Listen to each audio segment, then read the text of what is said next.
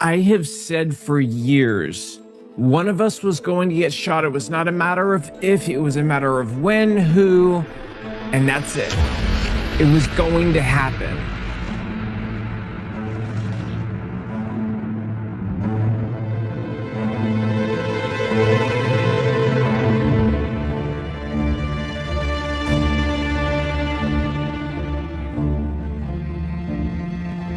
On September 10th, 2025, Charlie Kirk was assassinated while hosting an open debate with students at Utah Valley University.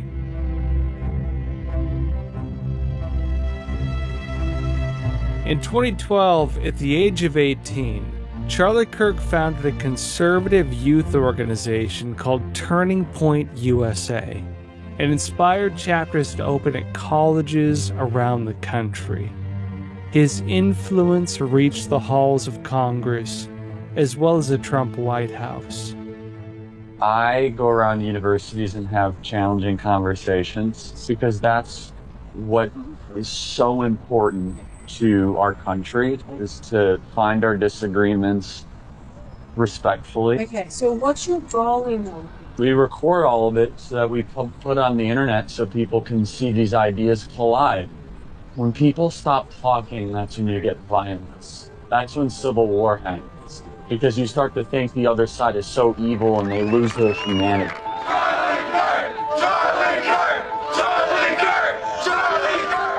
Charlie spent his entire adulthood, I would say from 18 to 31 when God took him home, discipling an entire generation of 18 to 30-year-olds before they ever were converted to Christianity. How do you think his faith impacted his political ideas? I didn't teach him how to do that. I'd say the only thing you could maybe attribute to me is I gave him permission as a minister that that's acceptable in Christendom and in a church. He just hadn't heard that before, because every church he'd ever attended, we don't talk about that stuff. I always say he was the most misunderstood missionary in America because he saw politics as an on-ramp to Jesus. He spoke to an entire generation that was enslaved in these institutions of indoctrination, not education. A missionary goes where he's not loved, but needed, and leaves when he's no longer needed, but loved. That's Charlie Kirk. Charlie asked Pastor McCoy to be his pastor after he was inspired by his ability to merge politics and faith. To get a deeper insight into Charlie and what he faced, we spoke with Andrew Colvett at Charlie's memorial service. Andrew is spokesman for Turning Point USA and executive producer of The Charlie Kirk Show. And as he says, most of all, he was Charlie's longtime friend. He's been slandered and lied about by people on the left. I mean, he was none of the things they called him. And if you knew Charlie even a little bit, you knew that was the case. He was so good-natured and kind and generous. He was a bridge builder. He was a people collector. He was a fisher of men. Charlie was gracious. He was a Boy Scout. He was the best of us. That's the one you shot? That's the one you decided to kill? The nice person? The nicest one? The good-natured one, the guy that's telling everybody to get married and have kids and follow Jesus, like, that's the one? The week before Charlie died, Charlie and I did a show together. We were talking about sort of the necessity of good men to speak up, even though there's this looming threat of violence around a lot of different corners, and that, you know, in many ways we have to accept that it can come with consequences, right? But that we have a duty to do it anyways. And the timing of that obviously is very grim looking back on it. But the truth is, Charlie was a good man who knew the consequences and decided that standing up and speaking out and trying to, be a champion and a light to the youth of America was worth it. And in the end, evil people ended up taking his life. Charlie was a voice piece for so many of us. And I think recognizing that this was not about hatred of a single person.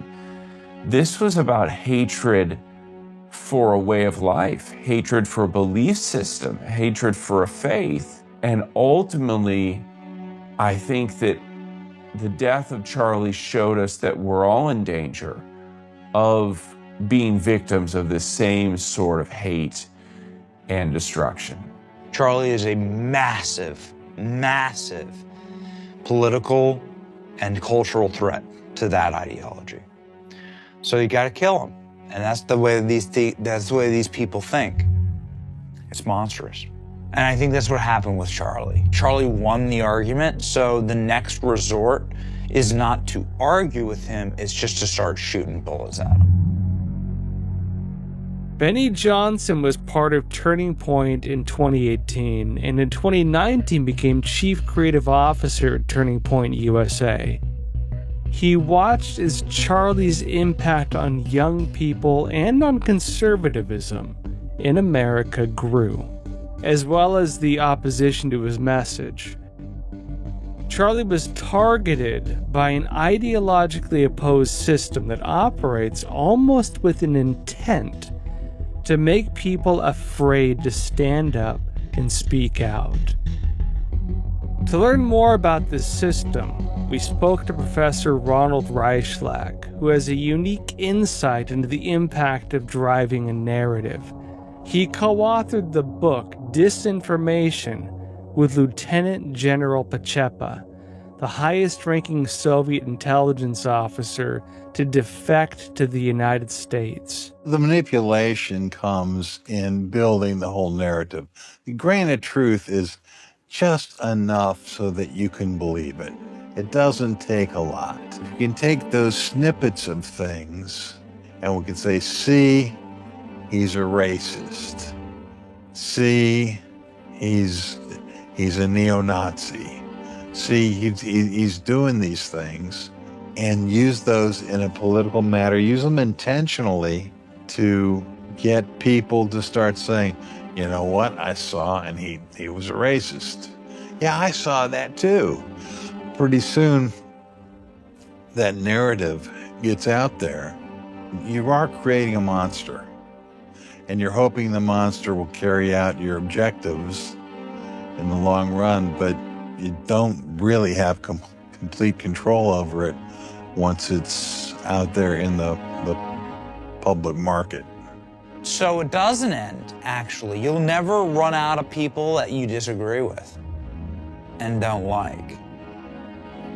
And so it is dehumanizing. It's the dehumanization. And it is the permissibility and allowance of murder for the sake of preservation of your worldview and political power. And that's what they're doing when they're calling all of us Hitler. They're just targeting. They're saying, again, that it is permissible to view this person as Hitler, as the world's greatest evil, and then the threats to my family increase exponentially. We spoke with Ashley Rinsberg in London, journalist and author focused on media malfeasance and information warfare. How does the information sphere tie into this broader agenda? It's basically the main event. We are all sitting ringside of politics that are broadcast to us, social media. We live inside of social media. We live inside the media today. The media used to be something that we would watch at 10 o'clock on the nightly news or read in the newspaper that was outside of us, and we would kind of attend to it momentarily for points of the day. That we now are inside of the media ecosystem. It's kind of what Mark Zuckerberg was trying to do with virtual reality. The virtual reality is the media today. So if you can control that virtual reality, you can control what has effectively become our political reality. How would you explain to someone why this matters? It matters because we today are at a crossroads in our culture, in Western culture and Western civilization. What seem like small choices can have very big impact. And those small choices are the ones that the people out there in the Antifa demonstrators, so-called terrorists, the people at Wikipedia, the people in the media are trying to nudge little small nudges. But again, because we're at such a sensitive moment in history, each one of these small decisions has a disproportionately bigger impact on our actual lives, on what our children are taught in school, on our ability to walk around as X or Y or Z, maybe as a Jewish person or as a conservative person, as whatever other person, without feeling threatened or actually being attacked. These are fundamental rights that are being eroded and being chipped away. And we're watching it happen. Not only that, in many cases, we're funding it. We're funding it directly, we're funding it through government grants. The media is dog whistling. They're signaling that these people are worthy targets and that somebody needs to go do something about it and go kill them. That's the end result of these kind of hit pieces. They want to create an atmosphere of fear where I'll stop doing what I'm doing because I'm worried that I'm gonna get murdered. It makes you rethink how you're engaging with the world around you. And my biggest concern is that my children won't have a childhood, a regular and normal childhood. Because these people have proven time and time again that when somebody shows you who they are, believe them. You gotta take them seriously when they say they're gonna kill you. How was Charlie Kirk framed by the narrative system?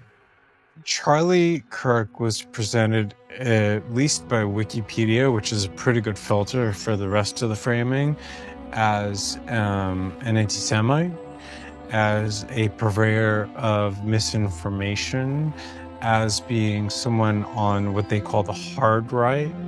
And many of these cases were not supported at all on Wikipedia and in the media itself.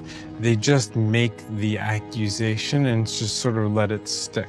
Basically, the broader framing is a radical who was out there doing harm to people. You're making him seem like someone who is worthy of being shot, who it may be a tragedy for his wife and children, but for greater political good, it's actually a benefit and maybe a necessity.